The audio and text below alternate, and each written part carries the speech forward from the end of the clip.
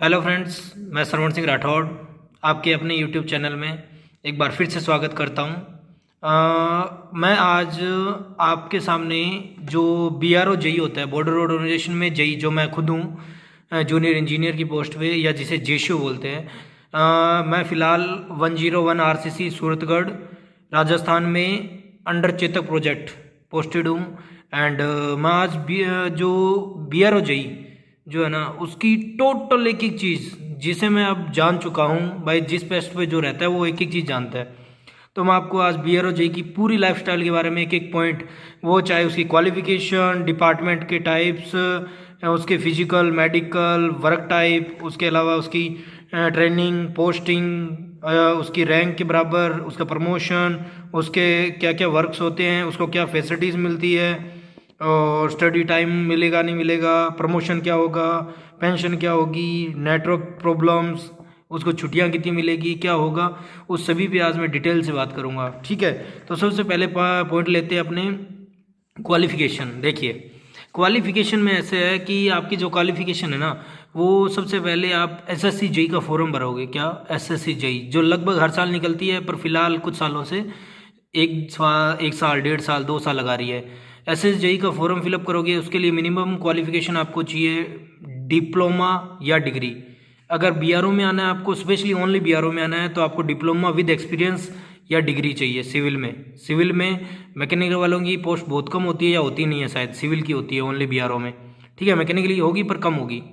अब बात करते हैं इसके अंदर सिविल की ब्रांच से आप अप्लाई करोगे। अप्लाई करने के बाद आपको सबसे पहले अप्लाई फॉर्म फिलअप करने के बाद पेपर होगा प्रीलिम एग्जाम क्लियर करो, फिर उसके बाद मेंस होगा, मेंस क्लियर करो, फिर आपको डॉक्यूमेंट वेरिफिकेशन के लिए दिल्ली बुलाया जाएगा। अब डॉक्यूमेंट वेरिफिकेशन के बाद में आपको डिपार्टमेंट चूज़ करने होते हैं।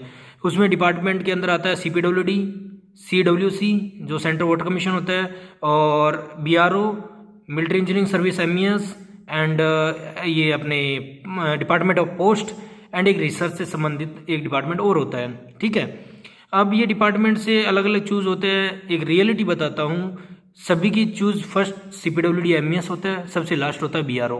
क्योंकि आपको बीआरओ की कंडीशंस बताऊंगा, क्या क्या प्रॉब्लम्स होती है वो भी बताऊंगा। तो बीआरओ मेरी भी चॉइस सबसे लास्ट थी, पर नंबर कम होने की वजह से मैं चाहे वो मेंस के अंदर कॉपी आपकी मार्किंग सही नहीं होने की वजह से मेरे को डिपार्टमेंट कौन सा मिला? बीआरओ मिला। हाँ, अब क्या हुआ, उसके बाद में डीवी होने के बाद में आपकी फाइनल लिस्ट आती है, आपको डिपार्टमेंट मिल जाता है। तो डिपार्टमेंट अलॉट हो गया मेरे को बीआरओ, नंबर्स के अकॉर्डिंग, कट ऑफ के अकॉर्डिंग। फिर उसके बाद में आपको क्या करता है डिपार्टमेंट, 1 मंथ के अंदर, लगभग 1 to 2 मंथ के अंदर आपको कॉल करता है फिजिकल और मेडिकल के लिए। 1 मंथ के लिए कॉल, 1 मंथ के अंदर कॉल करेगा, और 1 मंथ और देगा, मतलब 2 महीने बाद आपको फिजिकल मेडिकल होगा। जैसे 11 जनवरी 2021 को मेरा रिजल्ट आया था फाइनल, और मुझे अप्रैल के अंदर मेरा फिजिकल और मेडिकल था। कहाँ होता है? डिगी कैंप पुणे, सेम वही सभी का बीआरओ के अंदर सभी का फिजिकल मेडिकल जो ज्वाइनिंग का काम होगा, पूरा 99% का सभी का होगा पुणे के अंदर होगा। ठीक है, तो मेरी वहाँ फिजिकल मेडिकल था अप्रैल में। सबसे पहले कहाँ से स्टार्ट होता है, आपको डिगी कैंप पुणे में आपके कोलेटर के साथ में जाना होता है। वहाँ एंट्री लेने के बाद ये आपका क्या होगा, आपके थोड़े डॉक्यूमेंट, जैसे हमारे सबसे पहले डॉक्यूमेंट चेक किए गए। डॉक्यूमेंट में क्लियर होने के बाद में फिर क्या किया गया, हमें फिजिकल के लिए सुबह अर्ली मॉर्निंग 7 बजे बुलाया गया। आपको पुणे के अंदर रेलवे स्टेशन से डिगी कैंप पुणे जाना है, उनको बोलना है हमें डिगी कैंप जाना है पुणे 15। एंड आपको वहाँ पे एक टैंक गेट होगा, टैंक गेट से एंट्री मिलेगी। टैंक गेट से एंट्री करने के बाद आपको फिजिकल में आपके डॉक्यूमेंट चेक होंगे। डॉक्यूमेंट चेक होने के बाद में सब कुछ क्लियर होने के बाद में फिर आपको क्या करेंगे, वो आपको बुलाएंगे। किसके लिए? वो आपको बुलाएंगे नेक्स्ट डे। अगर उनको इन शेड्यूल होगा कि नेक्स्ट डे आपको बुला सकते हैं, तो आपको फिजिकल की बुलाएंगे सुबह जल्दी 7 बजे, वही डिगी कैंप में, वहीं सुबह 7 बजे उस गेट पे, जो टैंक गेट है उस पर। उसके बाद में आपकी रनिंग स्टार्ट होगी 1600 मीटर की। 1600 मीटर रनिंग होने के बाद में आपका फिजिकल मेडिकल होगा, वो क्लियर होने के बाद में, फिजिकल मेडिकल क्लियर होने के बाद में आपकी क्या स्टार्ट होगी? ट्रेनिंग 59 डेज़ की होती है ऑफिशियली, बट अभी कोरोना की वजह से हमारी 1 मंथ की हुई, और 1 मंथ की हुई कहाँ पे? हमारी जहाँ पे पोस्टिंग आई उसकी। आपकी ट्रेनिंग के बीच में ही आपका क्या होगा, ट्रेनिंग के बीच में ही आपका क्या होगा, आपकी पोस्टिंग आ जाएगी 15 दिन के बाद में। जैसे हमारी 1 मंथ थी, तो 15 दिन की हमने जैसे ट्रेनिंग पूरी की, तो हमारे एक क्लास लगती है, क्लास में बता दिया कि यहाँ आप पोस्टेड हो, आपकी पोस्टिंग आ गई है। ठीक है, इसके बाद में आपकी पोस्टिंग आने के बाद में क्या होता है, पोस्टिंग आने के बाद में आपको ट्रेनिंग में क्या क्या होता है? कुछ नहीं, देखो सुबह वही 5 बजे उठना होगा आपको, सेविंग वेविंग करके। उसके बाद में आपकी ड्रिल होगी, रनिंग होगी, ड्रिल से पहले आपकी रनिंग होगी, फिजिकल होगा। रनिंग होगी 4-5 किलोमीटर। रनिंग के बाद पुशअप ये तो होते ही है नॉर्मली, ये चीज़ें होगी। पर आपकी मेडिकल के अंदर पुशअप्स नहीं होंगे, पुशअप में ये नहीं होंगे फिजिकल के अंदर, सॉरी। तो और जबकि ट्रेनिंग के अंदर आपकी पुशअप विशअप थोड़ा हेल्थी बनाने के लिए करेंगे, करवाएंगे। वो इतना ज़्यादा भी हार्ड वर्क नहीं करवाते जेई को मोस्टली। एंड उसके बाद में आपका क्या होगा, वो होने के बाद में आपकी क्लास होगी दिन में 8 बजे से लेके 8 बजे से 8 साढ़े 8 से स्टार्ट होगी 1 बजे तक। फिर ब्रेक टाइम होगा, ब्रेक के बाद में आपकी शाम को 3 बजे से लेके 5 बजे तक फिर क्लास होगी। उसके बाद आप फ्री हो, थोड़ा बहुत कोई काम करवा सकते हैं, वो जैसे करवाती नहीं है मोस्टली, पर बाय द वे हो सके तो क्या पता जैसे ग्रास कटिंग के अंदर या फिर थोड़ा सा कुछ मेंटेनेंस में लगा सकते हैं, ऐसा कुछ नहीं है, पर चांसेस बहुत कम है। ट्रेनिंग पूरी होने के बाद 59 डेज के बाद में आपकी पासिंग आउट परेड होगी। वो होने के बाद आपको पोस्टिंग फर्दर भेज दिया जाएगा। 4 से 5 दिन में पोस्टिंग जहाँ होती है वहाँ पहुँचना होता है। पोस्टिंग लोकेशंस के लिए मैं अभी जस्ट वीडियो बनाऊंगा। पोस्टिंग लोकेशन आपकी मोस्टली हाई एल्टीट्यूड में रहेगी। हाई एल्टीट्यूड मतलब पहाड़ियों पे ज़िंदगी बितानी है भाई, रियलिटी है। पीआरओ जेई की पोस्टिंग हमेशा हाई एल्टीट्यूड में रहेगी, आपको पहाड़ियों पे ही क्या रहना पड़ेगा, ज़िंदगी बितानी पड़ेगी। अब इसके बाद में क्या होता है, इसकी क्वालिफिकेशन होगी। टाइप ऑफ डिपार्टमेंट बता दिए मैंने कौन कौन से होते हैं। आप बीआरओ ज्वाइन करते हो, लास्ट में डीवी हो गया, बीआरओ कॉलिंग फिजिकल मेडिकल हो गया, और ट्रेनिंग होगी। और इसके बाद में हाँ, एक आप माइंड में हो कि आपने जो फिजिकली फिट है वो रखने के लिए क्या आपके बाद में सुबह रनिंग वनिंग होती है, या सुबह रनिंग नहीं तो उसके अलावा ये अपने पुशअप वगैरह ऐसा कुछ होता है क्या? नहीं, आपकी जॉब ज्वाइन होने के बाद में ये चीज़ नहीं होती, पीटी वीटी ड्रिल कुछ नहीं होता आपका, ठीक है। आप नॉर्मल सिविल पर्सन की तरह जो जॉब करोगे आप, ठीक है। इसके बाद हम बात करते हैं ट्रेनिंग शेड्यूल हो गया। इसके बाद में पोस्टिंग आ गई, पोस्टिंग एरियाज आ गई आपके। अब बात करते हैं जेई किसके इक्विवेलेंट होता है, आर्मी के अंदर। आर्मी होता है, आर्मी अलग चीज़ है, मतलब दोनों है सेम ही, अंडर आर्मी आता है, बट आर्मी की ड्रेस कोड अलग है, आर्मी की रैंक स्टाइल अलग है। आर्मी के अंदर JCO junior commissioned officer 2 star, ये 2 स्ट्रिप दिख रही है ना, 1 और 2, 2 स्ट्रिप मतलब 2 स्टार है, आप सूबेदार की पोस्ट पे हो। सबसे पहले आता है अपने सिपाही सोल्जर, फिर सोल्जर के बाद में ये लांस नायक, फिर नायक, नायक के बाद में लांस हवलदार, फिर हवलदार, फिर नायब सूबेदार, देन सूबेदार, ये पोस्ट आएगी, ठीक है। 2 स्टार का इक्विवेलेंट होता है। इसके बाद जेई इस पोस्ट पे होता है, ठीक है। जेई सूबेदार के रैंक के इक्वल, या फिर अपने जेसीओ बोलते हैं, जूनियर कमीशन ऑफिसर होता है। अब इसके बाद बात करते हैं इक्विवेलेंट रैंक होगी working time and office time. JE का जो वर्किंग टाइम है, देखो ऑफिस में रहोगे तो आपका सैटरडे ऑफ रहेगा, वेडनेसडे ऑफ रहेगा, और संडे ऑफ रहेगा। और सुबह ऑफिस का टाइम होता है 8:30 से 1, और 2:30 बजे से 5:30 बजे तक। वो आधा घंटा ऊपर नीचे हो सकता है, कोई पहले करके लास्ट में सेट कर देगा, जैसे 2:30 की जगह वो बुला लेंगे 2 बजे बुला लेंगे, 2 बजे बुला के आपको 5 बजे रिलीव कर देंगे, ये ऑफिस टाइम होता है। और जबकि साइट का टाइम, साइट की जो टाइमिंग होती है ना, साइट की टाइमिंग कोई टाइमिंग फिक्स नहीं होती। आप फ्री हो तो फ्री हो पूरे दिन, काम है तो पूरे दिन काम है। मोस्टली टाइम शेड्यूल सुबह 7 बजे स्टार्ट हो जाता है साइट पे, 7 साढ़े 7, और वो चलता है शाम के 4-5 बजे तक। उसमें बीच में खाना वाना तो ऐसे नाश्ते के लिए टाइम मिलता है, आप करके आ सकते हो अपनी। देखो आपको काम कराना है, कैसे भी करवाना है, आपको करवाना है, आप करोगे नहीं, मजदूरों को करवाना है। सीपीएल्स जिन्हें बोलते हैं, कैजुअल पे लेबर, सीपीएल्स आपका काम करेगी। तो आपको तो उन्हें बताना है, आपका काम एग्जीक्यूशन का है साइड पे, कि आपको काम करवाना है, कैसे आप बोलोगे, क्या काम होगा, कैसे होगा, क्वालिटी वगैरह, तो वो आप पे डिपेंडेड है, आप अपने लिए कितना टाइम निकालते हो, ठीक है। तो वो सुबह 7 बजे से रात के 10 बजे तक भी हो सकता है, ये ध्यान रखना। ऐसे नहीं है कि आप शाम को 5 बजे कहते हो भाई मेरा तो काम खत्म, मेरा तो टाइम खत्म, ये नहीं है। अगर काम चल रहा है तो लेट नाइट तक चलेगा, ऐसे नहीं है कि 10 बजे तक नहीं चलेगा, चलेगा। कई बार 10 बजे तक चलता है, कई बार 8 बजे तक चलता है, कई बार 7 बजे तक तो चलता ही है, कई बार काफ़ी बार चलता है। तो साइड पे ऐसे कोई टाइमिंग फिक्स नहीं होता, पूरे दिन फ्री हो तो पूरे दिन ही फ्री हो, ठीक है, आपका वो नहीं है। अब बात कर लेते हैं वर्क। देखो यहाँ पे सेक्शंस होते हैं, E1 से लेके E8 तक सेक्शंस होते हैं, E1 E2 E3 E4 E5 E6 E7 E8। कहाँ पे? ऑफिस के अंदर। E1 सेक्शन मोस्टली क्लर्क से संबंधित होता है, अपने कौन कौन से संबंधित होता है वो बता देता हूँ। E2 सेक्शन जो जिसमें अपने सब प्लानिंग एस्टिमेटिंग सब आ जाते हैं इसमें, E2 में यहाँ जेई बैठेगा, E2 में।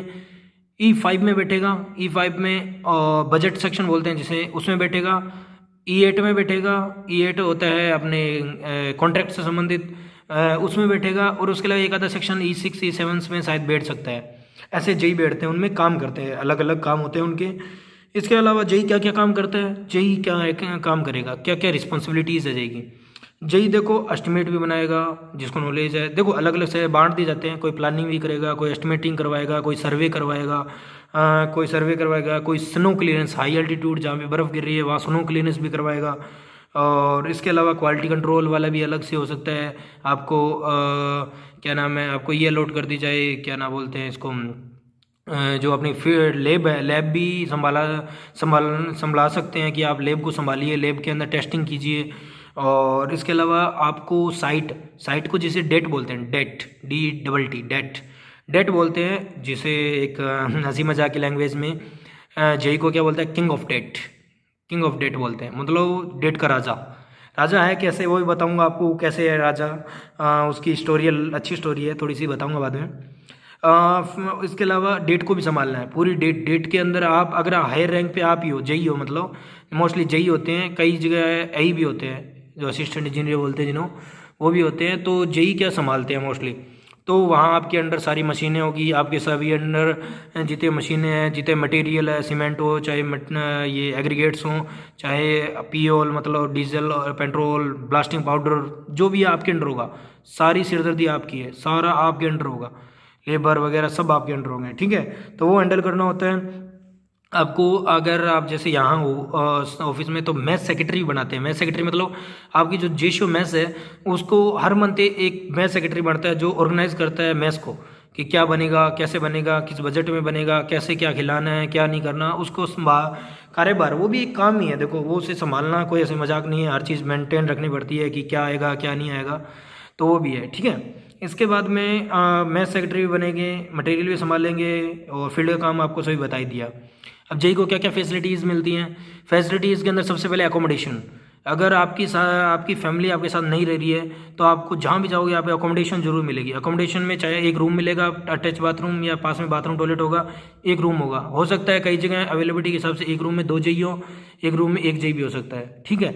उसका कोई चार्ज नहीं लगेगा, आपका कोई HRA जो हाउस रेंट होता है वो गवर्नमेंट नहीं काटेगी, आपको रूम भी मिलेगा, आपको HRA भी मिलेगा, दोनों मिलेंगे, ठीक है। बट जिस दिन से आपने फैमिली रखनी स्टार्ट कर दी, तो आपको अकोमोडेशन मिलेगा, तो HRA नहीं मिलेगा, ठीक है। अकोमोडेशन फैमिली रखोगे तो अकोमोडेशन बड़ा होगा, 2-3 रूम होंगे और उसके टॉयलेट बाथरूम किचन सब होगा, ठीक है। तो तब HRA नहीं मिलेगा, ये HRA कंप्लीट हो गया आपको, वरना फ्री अकोमोडेशन मिलेगा आपको अगर फैमिली नहीं रखोगे, अकेले रहोगे तो। और पर ईयर 10,000 रुपीज़ फॉर आपके ड्रेस, आपकी जो यूनिफॉर्म है उसके लिए मिलेंगे। यूनिफॉर्म के लिए या शूज़ वूज़ जो भी है सभी, मतलब उसके अंदर ड्रेस कोड के अंदर, वो उसके लिए आपको 10,000 रुपये मिलेंगे, ठीक है। अब बात करते हैं आपकी राशन। आपको फ्री राशन मिलेगा गवर्नमेंट की तरफ से, आपको खाना फ्री है। राशन के अंदर आप वेज नॉन वेज के हिसाब से, सब जो आर्मी का होता है वो आपको पता ही है, राशन मिलेगा, मतलब आपको राशन का मतलब आपको मैस में खाना मिलेगा, ठीक है। इसके अलावा लिक्वर कार्ड और ग्रोसरी कार्ड मिलेगा। लिक्वर के अंदर आपको 7 बोतल लिक्वर की, दारू की बोतल मिलेगी, 7 बोतल निकलवा सकते हो, ऐसा नहीं फ्री मिलेगी, कैंटीन कार्ड पे मिलेगी, आपको निकलवा सकते हो, 7 बोतल परचेज कर सकते हो, जो कि मोस्टली 50% से लेकर 70% प्राइस होती है मार्केट से। और लिक्वर और ग्रोसरी कार्ड होता है जिसमें 8,000 तक लिमिट होती है, साबुन तेल वगैरह, आप जो भी ग्रोसरी का सामान है वो ले सकते हो। 2 चीज़ें मिलती है आपको ग्रोसरी कार्ड में, 2 कार्ड मिलते हैं, ठीक है, सॉरी कैंटीन कार्ड में 2 कार्ड मिलते हैं, ग्रोसरी और लिक्विड। इसके अलावा आपकी स्टडी टाइम मिलता नहीं मिलता, भाई मेरे जैसे नए बंदों को तो सबसे ज़्यादा टेंशन यही रहती है, यार आगे क्या करेंगे, आगे करेंगे क्या, स्टडी टाइम। देखो किस्मत आपकी कैसी है वो डिपेंड करता है, स्टडी टाइम आप पे निकालने पे है, निकलेगा बहुत मुश्किल से। देखो ऑफिस में हो तो वही है, ऑफिस में रहोगे कोई पढ़ता दिखेगा तो ये कहेगा यार तू ये काम कर दे, तू ये काम कर दे, तो बहुत कम चांसेस होते हैं, बहुत कम टाइम मिलता है पढ़ने के लिए। आप पूरे दिन ऑफिस में रगड़ोगे खुद को, सिर दर्द किया हुआ, फिर शाम को कैसे पढ़ पाओगे, 2 घंटे 3 घंटे, हाँ 2-3 घंटे निकाल सकते हो। साइड पे ये रहता है कि काम आपको बांटना है, आप बांटो, उसके अलावा पढ़ो, आपको मौका निकालना है, कैसे निकालना है। स्टार्टिंग के 3 साल प्रॉब्लम नहीं आती, पढ़ सकते हो, मौका निकाल सकते हो, 4-5 घंटे का टाइम मिलता है, बहुत बहुत कम, ध्यान रखना। और दूसरा 1-2 चीज़ें और बताऊंगा आगे, प्रॉब्लम्स मैं लास्ट में बताऊंगा, ठीक है। स्टडी टाइम बीटेक, अगर किसी बीटेक पेंडिंग है तो क्या करें, ऐसा बहुत कम चांसेस है कि आपकी बीटेक पूरी हो। क्यों, क्योंकि डिपार्टमेंट को जब ज्वाइन कर रहे हो तो या तब बोलो ज्वाइन करते टाइम ट्रेनिंग में ही कि वैसा मेरी बीटेक बाकी है, बीटेक करने के लिए मुझे छुट्टी चाहिए। अगर वो छुट्टी की परमिशन देते हैं तो ही ज्वाइन करो, वरना आपकी बीटेक बीच में लटकेगी, पक्का लटकेगी। ठीक है, छुट्टी लीव नहीं देता। बात रही एनओसी की, एनओसी का नॉन ऑब्जेक्शन सर्टिफिकेट, डिपार्टमेंट 10 साल की सर्विस होने के बाद में एनओसी देता है। और याद रखना, इस डिपार्टमेंट ज्वाइन करने के बाद में 3 साल में आप पढ़ के लग गए तो लग गए, नहीं तो लटकने की बराबर ही है। फिर पढ़ना और लगना बहुत ज़्यादा मुश्किल हो जाता है। फिर भी कई तो होते हैं, 1-2 अपवाद तो हर जगह होते हैं। एनओसी 10 साल से पहले नहीं मिलेगी, आपको फार्म भरते टाइम बताना पड़ेगा। तो फिर बताओगे तो फिर एक डायरेक्ट रिजाइन होता है, वॉलंटरी रिजाइन बोलते हैं जिसे, वही करके आप निकल पाओगे। एनओसी नहीं मिलेगी, मतलब ये जो कहीं ऐड नहीं करवा पाओगे 10 साल से पहले, 10 साल के बाद ऐड करवा पाओगे। ठीक है, इसके बाद बात है प्रमोशन। भाई साहब बहुत ढीला है, बहुत ढीला है। प्रमोशन ढीला कैसे है? यहाँ 25 साल वाला भी अभी तक जई है, 25 साल सर्विस होगी ना जिसकी, वो भी जई बैठा है अभी तक। 25 या 27 वाले बैठे हैं, उनके 1-2 साल में आएगा, यही 5-4 साल आई रहेंगे, 4-5 साल मुश्किल से, या एक पोस्टिंग निकाले 3 साल गई, उसके बाद में ख़त्म। उसके बाद में कहाँ? घर पे। तो आई का प्रमोशन बहुत कम है, पर कैटेगरी वालों के लिए फ़ायदा है। कैटेगरी जैसे ST SC ये है, उनका प्रमोशन 10 से 12 साल में आ रहा है, आराम से आ रहा है, 7-8 साल 10 साल में आ रहा है। 10 साल वालों की प्रमोशन आ चुका है SC ST वालों का। इसके अलावा एक मैंने प्रमोशन से रिलेटेड जो एग्ज़ाम कंडक्ट करवाएगा BRO, उसके ऊपर मैंने एक वीडियो बनाई है, कुछ दिन पहले ही ऑर्डर जारी हुआ था कि 10% सीटों पे डायरेक्ट एग्जाम दे सकते हैं जिनकी BTech हो चुकी है। ठीक है, JEE to AE बढ़ने के लिए मिनिमम 5 साल सर्विस चाहिए शायद, वो मैंने एक वीडियो बना रखी है, आप देख लीजिएगा। ठीक है, अब प्रमोशन हो गया। पेंशन, आपको जान के बहुत दुख होगा कि पेंशन नहीं है भाई साहब, ओल्ड पेंशन स्कीम नहीं है, NPS है, न्यू पेंशन स्कीम। NPS लागू होगी आपको, ऐसे नहीं है कि आपको एक्स सर्विसमैन का भी शायद क्राइटेरिया नहीं मिलता है इसमें, BRO में एक्स सर्विसमैन का भी क्राइटेरिया नहीं मिलता। आपको पेंशन भी लागू नहीं है। पेंशन मतलब जो NPS न्यू पेंशन स्कीम है वही लागू होगी। ऐसे नहीं है कि आपकी जो पहले वाला ओल्ड पेंशन थी आर्मी वाली वो नहीं लागू होगी, दूसरी नई पेंशन स्कीम है। ठीक है, ये भी ठीक है, बट पुराने वाली नहीं है, ये ध्यान रखना है, न्यू पेंशन स्कीम है। और न्यू NPS के बारे में थोड़ा और गूगल सर्च कर लेना, यूट्यूब सर्च कर लेना अगर जानना हो तो। फैमिली लाइफ अपने पे डिपेंड करती है, हो भी सकती है पर नहीं भी हो सकती है। कोई नहीं चाहता कि मैं मेरी फैमिली को पहाड़ियों में रखूँ, जंगलों में रखूँ, या बहुत ज़्यादा ठंडक वाले लेह लद्दाख एरिया में रखूँ, कोई नहीं चाहता। जहाँ पे कोई दुकान नहीं, कोई स्कूल नहीं, वहाँ कोई नहीं रखना चाहता। तो प्लेन एरिया में है तो बहुत बढ़िया है कि फैमिली रख पाओ। हर जगह फैमिली लगभग चांसेस है 80 to 90%, 80% मान लो, 80 to 92% जो आपकी पोस्टिंग आई नहीं, 80 to 90 फैमिली रख सकते हो, पर कोई रखना नहीं चाहता, ऐसी ऐसी जगह है। तो थोड़ा सा दिक्कत है, फैमिली प्रॉब्लम, फैमिली लाइफ में भी प्रॉब्लम है और फैमिली रखने में भी प्रॉब्लम है। ठीक है, अब बात करते हैं नेटवर्क। ऐसा सबसे खतरनाक चीज़ तो यही है जो आज के टाइम में चाहिए। आपको कहीं कहीं से बात करनी है, कॉन्टैक्ट करना है और करना है, तो आपको नेटवर्क चाहिए। नेटवर्क 85 to 90% जगह पे है जहाँ बात हो जाएगी, बची हुई जगह पे है ना, या तो है ही नहीं, या फिर आपको 5 किलोमीटर जाके ऐसे खड़ के ऐसे से बात करनी पड़ेगी। ऐसी जगह है, और किस्मत घटिया रही तो पहली बार वही मिल गया तो दिक्कत हो जाएगी। तो नेटवर्क की दिक्कत है वैसा, ऐसे नहीं है, दिक्कत है नेटवर्क की है।